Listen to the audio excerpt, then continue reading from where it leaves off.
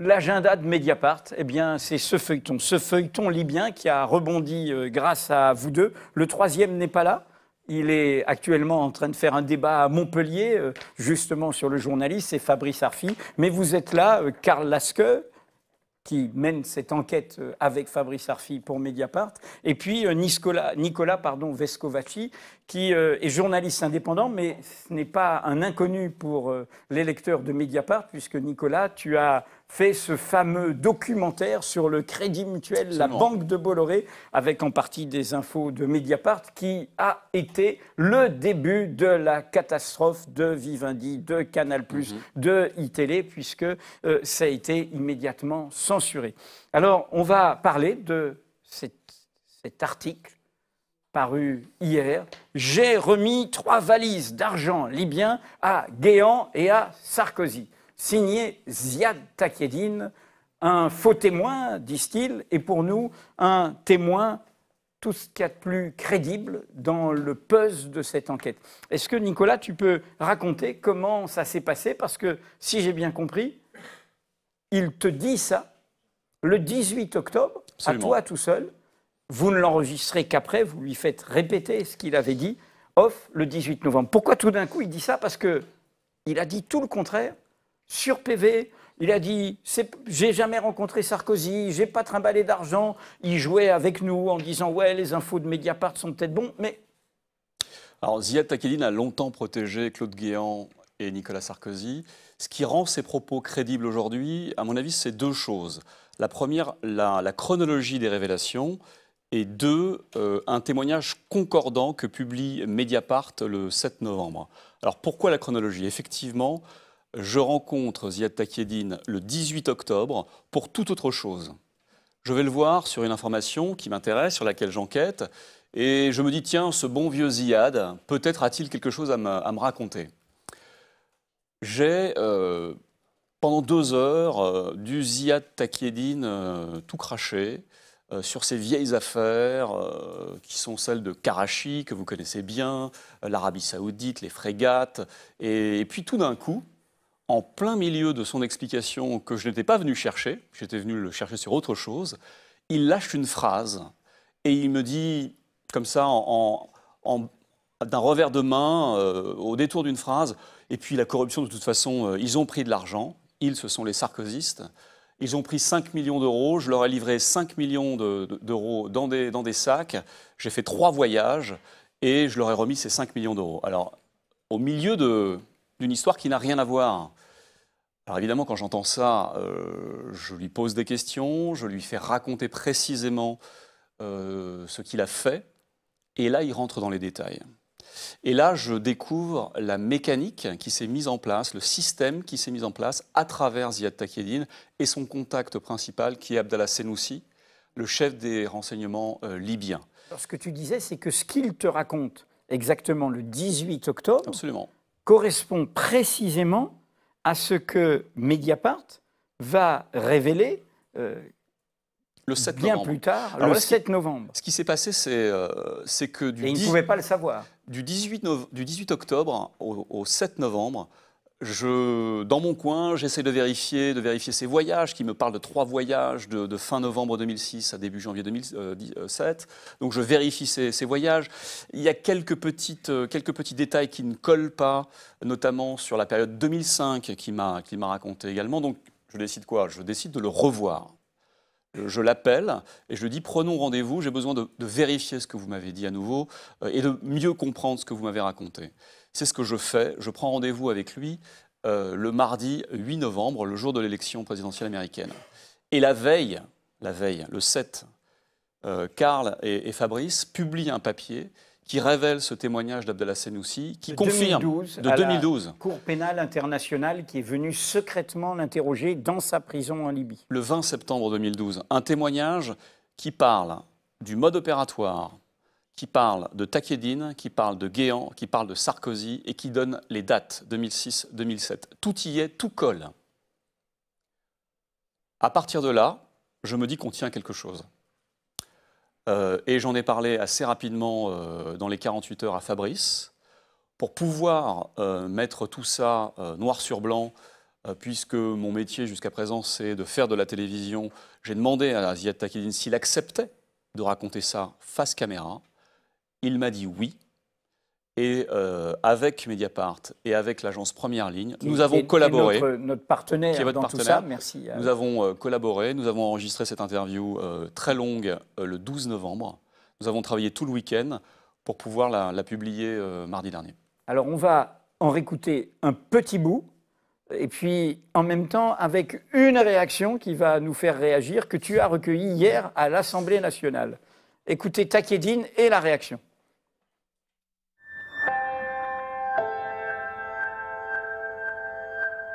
En novembre 2006, disons début 2007. Sarkozy était toujours à l'intérieur.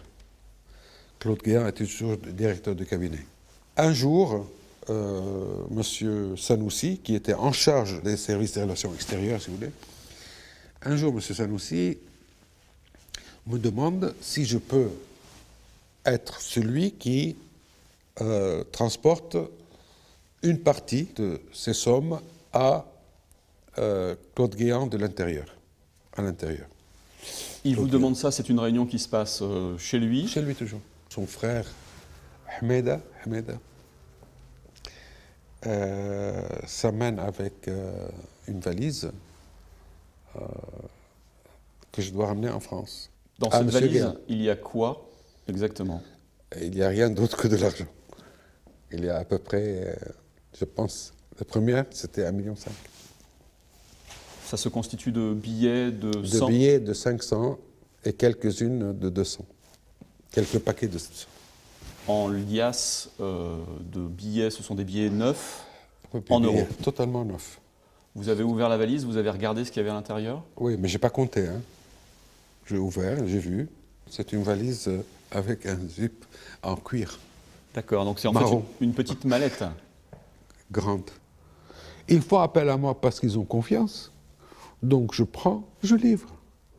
Quand vous rentrez dans le bureau de Claude Guéant, qu'est-ce qui se passe? Il sort de derrière son bureau, on parle un tout petit peu sur la chaise.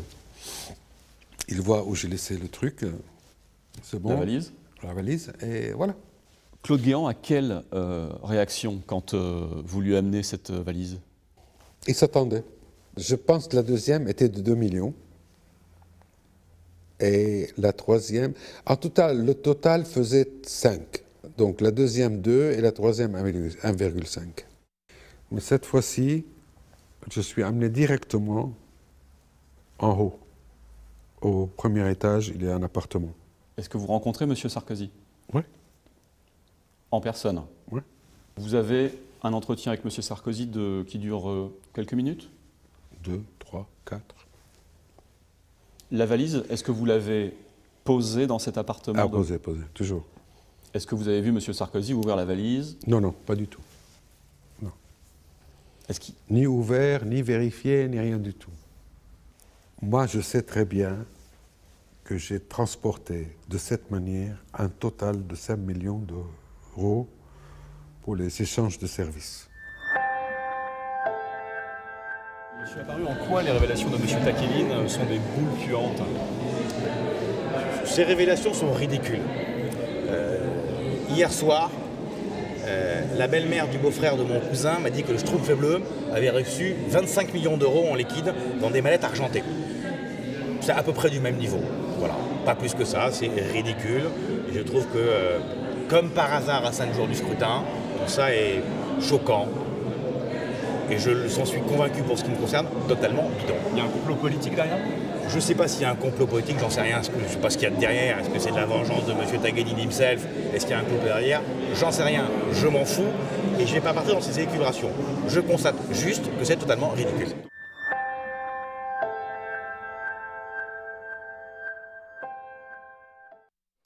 Alors même les juppéistes n'y croient pas. On est mal barré, hein. Et je rappelle juste qu'Alain Juppé était ministre des Affaires étrangères pendant l'intervention en Libye en 2011. Je rappelle que François Fillon, l'autre rival de Nicolas Sarkozy, était Premier ministre.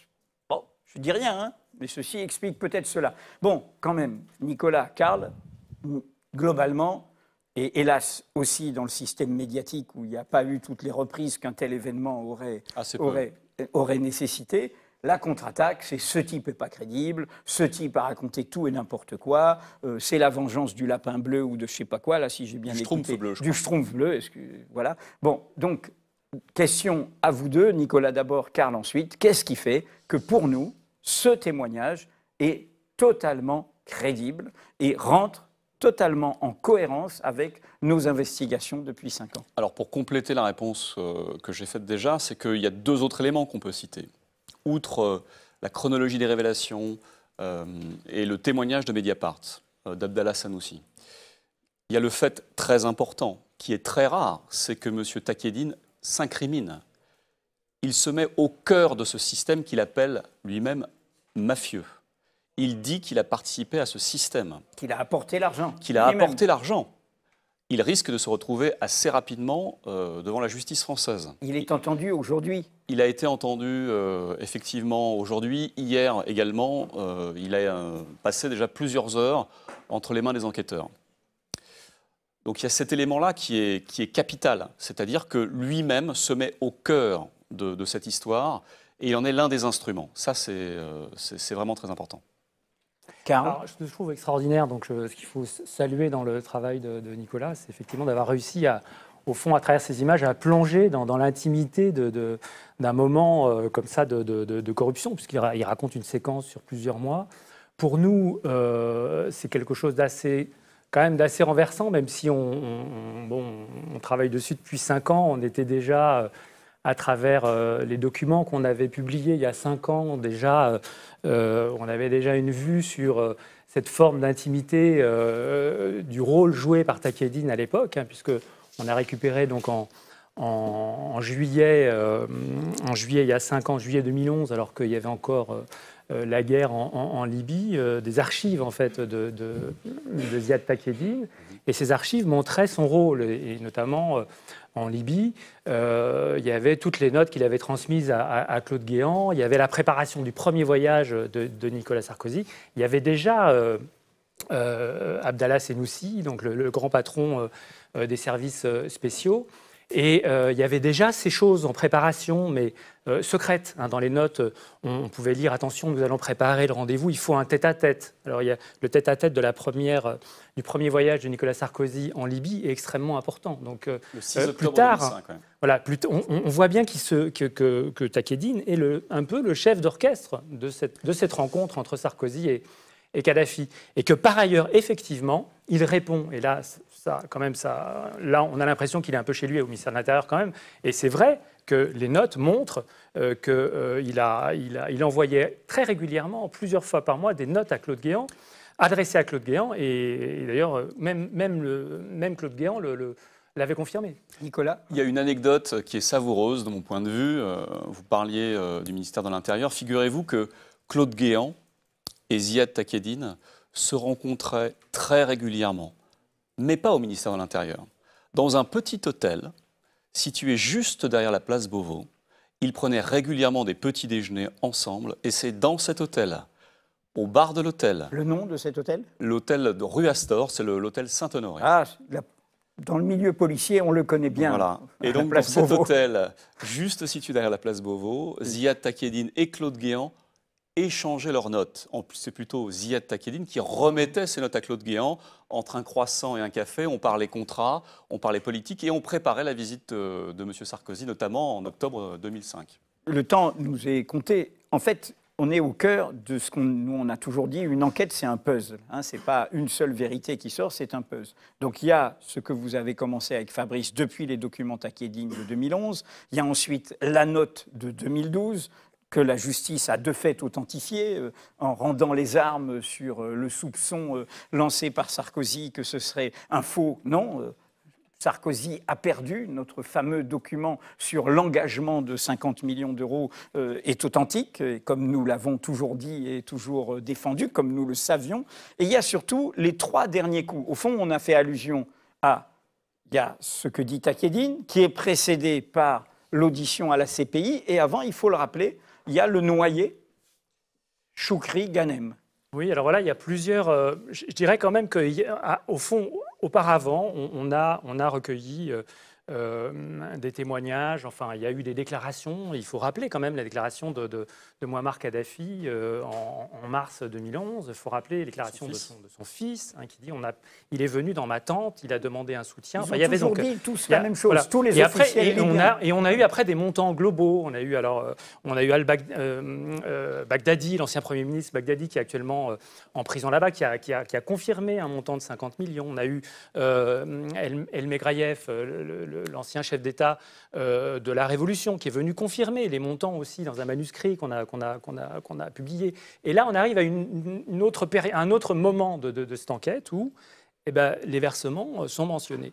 Il y a des versements qui sont mentionnés, et pas seulement donc, par Ziad Takieddine, puisque dans l'instruction, effectivement, il y a le carnet de Chokri Ghanem qui a été versé. Ancien ministre du pétrole. Ancien ministre du pétrole, ancien Premier ministre, qui est mort de manière étonnante et suspecte, tombé dans le Danube en 2012. Le lendemain de notre révélation de la note.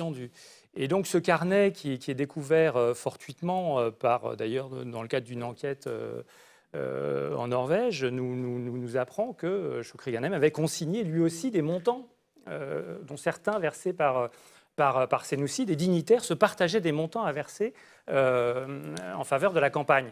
Donc là, on arrive à des montants de 1 million, 2 millions, etc. Donc c'est comme s'il y avait là, à ce moment de l'enquête, des flux plus précis qui se matérialisaient. Donc, encore une fois, comme Nicolas le disait, la déclaration qu'on a découverte il y a quelques semaines d'Abdallah Senoussi devant la CPI nous dit oui, il y a eu 5 millions qui ont été versés entre 2006 et 2007 sous mon autorité, sous ma supervision et à travers Takieddine. Nicolas, un dernier mot parce que... Ce qui est important de comprendre, c'est que les montants dont parle Karl, les montants dont on parle ici, 5 millions d'euros, les 6,5 millions qu'évoque Chokri Ghanem, ce n'est qu'une partie de l'argent.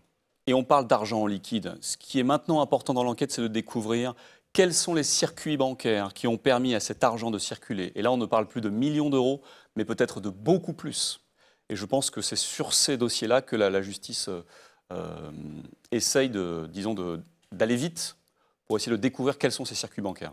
Espérons qu'elle aille vite. Nous, on est parti de ce soupçon, de cette collusion à partir des notes entre ce régime dictatorial et les Sarkozy et ses proches. Tout ça a été montré par la visite de 2007. On a documenté ça, on est arrivé à la promesse de financement et maintenant on est dans le dur. On est dans les circuits de financement et tout s'ajuste, etc. Ça va être une sacrée bataille, comme toujours. Monsieur Sarkozy, dans le Figaro, c'est en ligne, c'est publié demain matin. Je n'ai que mépris pour cette officine, c'est ici l'officine, bonjour, qui depuis des années essaye sans succès de me salir, du procès Bettencourt à l'affaire Kadhafi, etc.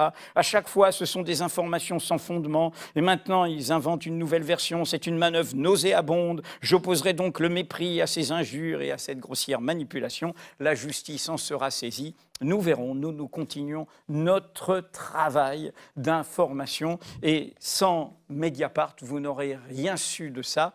Donc, rappelez-vous, nous ne vivons que de nos lecteurs. Seuls nos lecteurs peuvent nous acheter. Si vous voulez continuer à savoir ce qu'ils cachent, tous, eh bien, abonnez-vous à Mediapart. 1 € pour 15 jours et après, vous découvrez la suite.